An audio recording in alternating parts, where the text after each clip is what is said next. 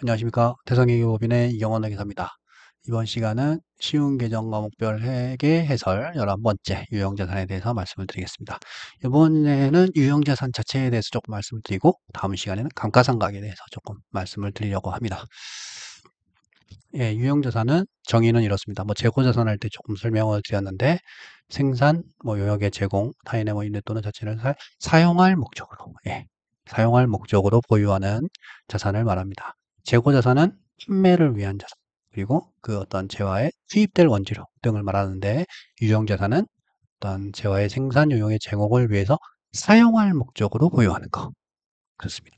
그래서 재고할 때도 말씀드렸듯이 금형을 사는데 이걸 팔려고 사는 거면 재고고 우리가 쓰기 위해서 금형을 사는 거는 유형자산이고 예, 금형이라고 다 유형자산 이거 아닌 거죠. 예, 결국 재고와 유형자산은 사용할 목적이냐 판매할 목적이냐 이렇게 생각하시면 좋을 것 같습니다. 결국 종류에는 여러 가지 종류가 있는데 결국 건설 중인 자산도 있다라는 거 한번 보시고 설명은 좀 이따 드리겠습니다. 일단 항상 제가 강조하는데 자산한 경우에는 취득을 어떻게 하느냐, 평가를 어떻게 하느냐, 손상을 어떻게 하느냐, 제거를 어떻게 하느냐 이렇게 보통 나눠져 있고요. 유형자산도 마찬가지입니다. 유형자산의 취득을 먼저 보겠습니다. 당연히 부대비용도 포함인데요. 이 부대비용을 간단하게 설명을 드리면 중개수수료 취득 부대비용입니다. 우리 부동산 중개수수료 비용 아닙니다. 건물, 토지에 포함시켜야 됩니다. 그리고 어떤 사용 시점까지의 부대비용. 기계를 샀는데 이거를 설치하려면 여러 가지 작업이 필요해. 그러면 기계장치의 부대비용인 거죠. 그 다음에 국공채 처분 손실, 부동산 사기 위한 취득 원가 부대비용이고요. 그 다음에 건물, 토지 취득록세 부대비용입니다. 그래서 이런 것들은 비용 처리를 하는 게 아니라 유형자산의 취득 원가에 가산을 해야 된다. 처음에 이자 비용 자본화를 설명을 드리려고 하는데 사실 이걸 적용하는 회사는 많지는 않죠. 그래서 간단하게 보겠습니다. 이자 비용 자본화라고 하는 건 사례를 좀 먼저 설명을 드릴게요. 건물을 건설하기 위해서 계약금, 중도금, 잔금을 한다. 그러면 건설하기 위해서 은행에 특별히 그 목적이 정해져 있는 특정 차입금이 있을 거고 아니면 추가로 차입금 받을 수도 있고 기존에 차입금도 있을 수 있고 이거는 일반 차입금이라고 합니다. 계약금, 중도금, 잔금을 나가면서 이자 비용이 발생하게 되는 거죠. 그 이자 비용도 결국 부대 비용이다. 그래서 이자 비용을 자본화해야 된다. 취득원가에 계산해야 된다. 라는 의미입니다. 사실은 KIFRS에서는 차입원가라는 표현을 쓰고 있고 일반인 기업회계 기준에는 차입원가 자본화라는 표현을 쓰고 법인세법상은 건설자금이자라고 이렇게 쓰는데 대동소이한 겁니다. 근데 문제는 뭐냐면 각 기준별로 이 선택사항이냐가 따로 명시가 되어 있습니다. KIFRS에서는 무조건 필수, 무조건 해야 됩니다. 일반 기업회계 기준에서는 선택, 해도 되고 안 해도 되고 근데 한 번 선택하면 계속 해야 되니까 신중. 올해 이자 비용 좀 비용이 많아서 순이익을 내려고 이자 비용 자본화를 선택했어요. 그러면 앞으로 계속 이자 비용 자본화 그 어려운 계산하기 어렵습니다. 네, 해야 됩니다. 그다음에 이제 법인세법에서는 특정 차입금은 필수고 일반 차입금은 선택. 애매하죠. 그래서 일반회계 기준에서 선택이니까 특정 차입금만 하면 되나? 아니죠. 일반 차입 기업회계 기준에서도 선택이라고 했지만 특정 차입금만 선택할 수는 없습니다. 결국 특정 차입금을 하면 일반 차입금도 해야 되고 여기서 이제 일반 차입금이라고 하면 아까도 살짝 말씀을 드렸는데 건설을 위해서 추가로 차입한 게 아닙니다. 기존 차입금도 이 건물을 안 지으면 상환을 할 수 있었잖아요.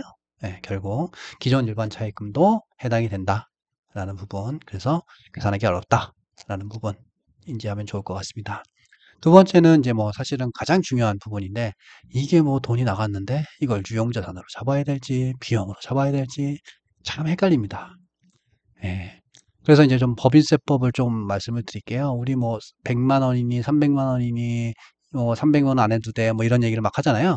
그게 뭐냐면 취득의 경우에는 100만 원 이하는 비용 처리를 하도록 법인세법에 할 수 있도록 비용 처리를 할 수 있도록 법인세법에서 규정을 하고 있습니다.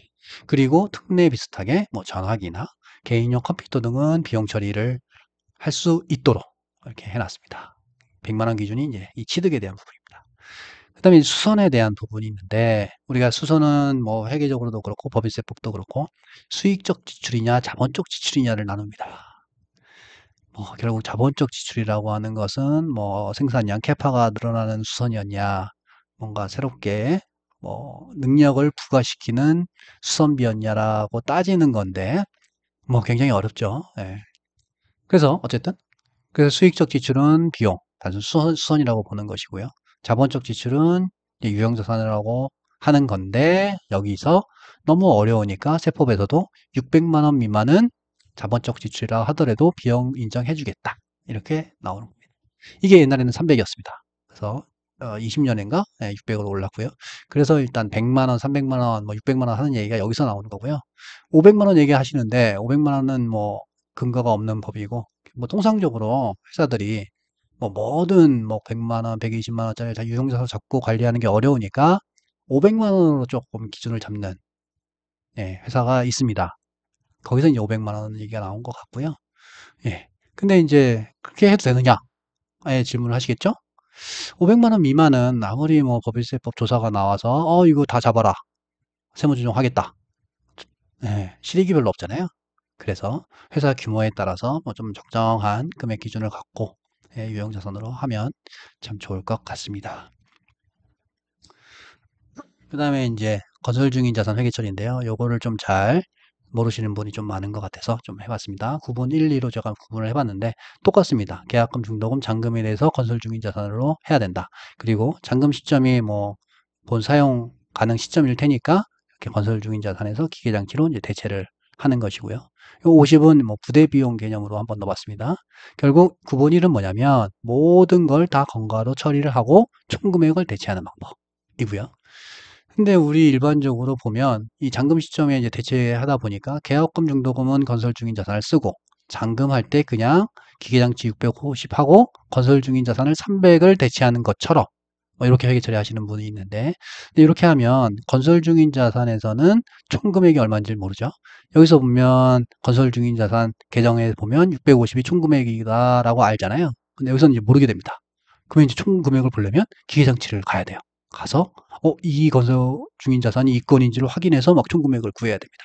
그래서 구분 1처럼 모든 걸 다 건가에 넣어서 건가 금액 총액을 대체시키라.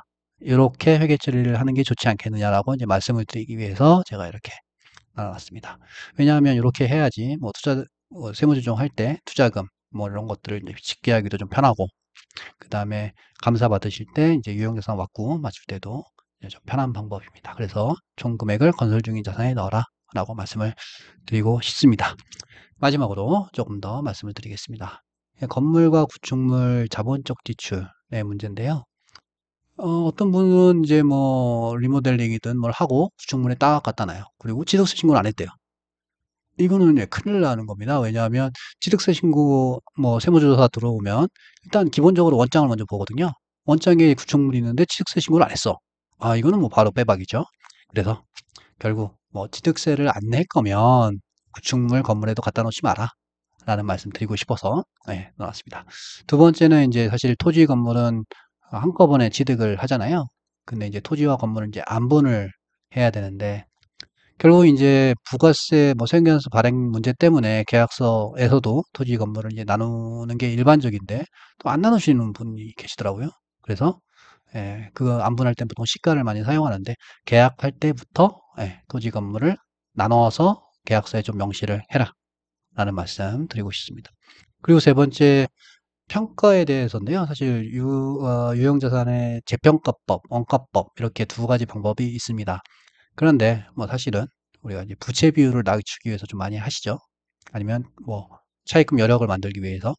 그래서 토지 건물 재평가할 수 있습니다. 그래서 감정평가 받아서 토지 건물 재평가를 해서 그 토지 금액, 건물 금액을 올릴 수 있겠죠. 올리면 부채 비율이 낮아지기 때문에 굉장히 은행 관계에서 조금 좋아질 겁니다.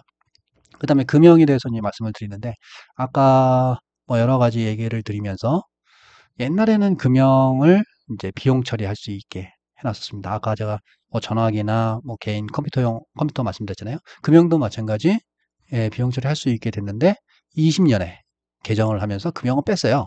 원래 이제 공구에다가 가로 열고 금형 뭐 이렇게 해놨었는데 금형은 빼면서 이제 금형을 바로 비용 처리해도 된다라는 말은 틀린 말이 됐습니다.